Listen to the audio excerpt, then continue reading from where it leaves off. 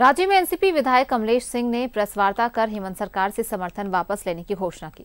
कमलेश सिंह ने समर्थन वापस लेने को लेकर एक चिट्ठी राजभवन को भेजी। आपको बता दें कि एनसीपी अजीत पवार गुट में है विधायक कमलेश सिंह। वहीं समर्थन वापस लेने के बाद सूर्या सिंह ने कहा कि हेमंत सरकार अपनी घमंड में है। 2024 में इस सरकार को इसका घमंड ले डूबेगा। पूरे मामले पर एनसीपी के प्रदेश प्रवक्ता और कमलेश सिंह के बेटे सूर्या सिंह से बात की हमारे संवाददाता राकेश ने। आखिरकार एनसीपी ने हेमंत सरकार से अपना समर्थन वापस ले लिया। हमारे साथ इस वक्त बातचीत करने के लिए सूर्या हैं, एनसीपी के युवा नेता हैं और प्रवक्ता भी हैं प्रदेश के। आपने अल्टीमेटम दिया और आखिरकार वो वक्त आ गया कि जब आपको सरकार से समर्थन वापस लेना पड़ा। पहला हम कमेंट चाहेंगे इस समर्थन वापसी को लेकर। नहीं, हम जो बोलते हैं वो करते हैं और हमने जेन्युइनली सरकार का साथ दिया था और हम एनडीए गठबंधन में जाने के बावजूद हमने इंतज़ार किया, क्योंकि हम लोगों ने 4 साल समर्थन दिया। इसमें जनता क्यों सफ़र करता, तो उन्होंने, लेकिन जहाँ तक मुझे लगता है कि सरकार में एरोगेंस बहुत है।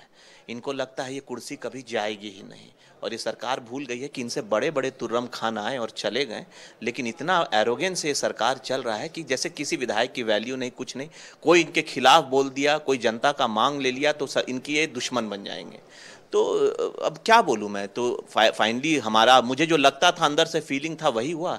हमारी डेडलाइन आई, लेकिन सरकार इतनी एरोगेंस थी कि इस पर एक स्टेटमेंट तक नहीं दिया इन्होंने। तो ये दिखाता है कि आगे भविष्य क्या है इनका।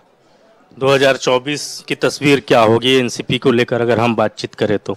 देखिए, एनसीपी हमेशा डेवलपमेंट के ही मुद्दों पे आगे बढ़ी है और 2024 में भी उसी मुद्दों पे बढ़ेगी। और जहाँ तक राज्य की बात है, मेरे ख्याल से आप खुद आकलन कर रहे हैं, ये सरकार के लिए बहुत कष्टदायक होने वाला है। आप चूँकि पलामू प्रमंडल से आते हैं, 5 विधानसभा की वहाँ सीटें हैं, लोकसभा की भी सीटें हैं, तो एनसीपी क्या उस स्थिति में है कि डैमेज कर सके यूपीए को यहाँ? नहीं, आप खुद देखिए ना, पलामू में तो 5 विधायक में एनसीपी, इस यूपीए के अगर हमें छोड़ दें उस समय तो कोई है ही नहीं। आज हेमंत सरकार के पास सबसे बहुमत का आंकड़ा है, जो इनका बेस्ट परफॉर्मेंस बोलिए, लेकिन आज भी ये पलामू में नील थे, बस हम ही लोग थे। अब हम भी चले गए, तो आप सोचिए पलामू में इनका क्या भविष्य है।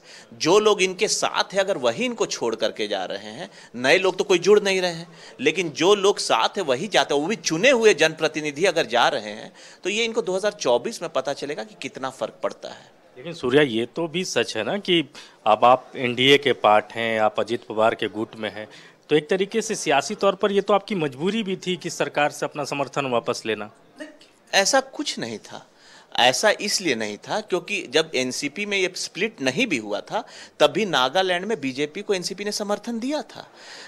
एनसीपी को यहाँ पर सरकार में इन्होंने मंत्रालय नहीं दिया था, बाहर से समर्थन, तो हमने बाहर से समर्थन दिया था। इन्होंने गठबंधन का धर्म भी पालन नहीं किया, इसीलिए अगर ये जिला बना देते तो हम इनके साथ रहते, लेकिन यही ये सरकार का है। हमने सुना कि बॉडीगार्ड भी कमलेश सिंह का कम हो गया। ये परंपरा है, ये लोग का परंपरा है कि हर किसी, जो इनके चाहे वो कोई भी फील्ड में हो, सबसे पहले ये बॉडीगार्ड बुलाएंगे, ये करेंगे, लेकिन कोई बात नहीं ना। और इनका यही तानाशाही देखिए कि सुरक्षा समिति का जो रिपोर्ट है, ये उसको इन लोगों ने दरकिनार करके गार्ड ले लिया और ये बोलते हैं कि बीजेपी और ये को ब्लेम करते हैं कि तानाशाही हो रहा है। ये किस तरीके से, वो आप बताइए ना। अगर सुरक्षा समिति ने हमें कुछ दिया है जिसमें 4 लोगों का कमिटी है, तो ये फिर सुरक्षा कमिटी ही कैंसिल कर सकता था, लेकिन रातों रात किसी का फोन आता है, कोई बताता नहीं है, कोई लिखित आदेश नहीं आता है और गार्ड वापस जाता है। लेकिन ये सरकार बिलो द बेल्ट हिट करती है, इन लोगों का तो यही काम ही है। शुक्रिया हमसे बातचीत करने के लिए।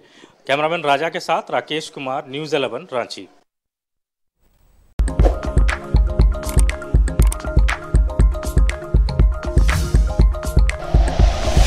Like and share videos, subscribe करें हमारा चैनल और प्रेस करें बेल आइकॉन। न्यूज़ 11 भारत, सच है तो दिखेगा।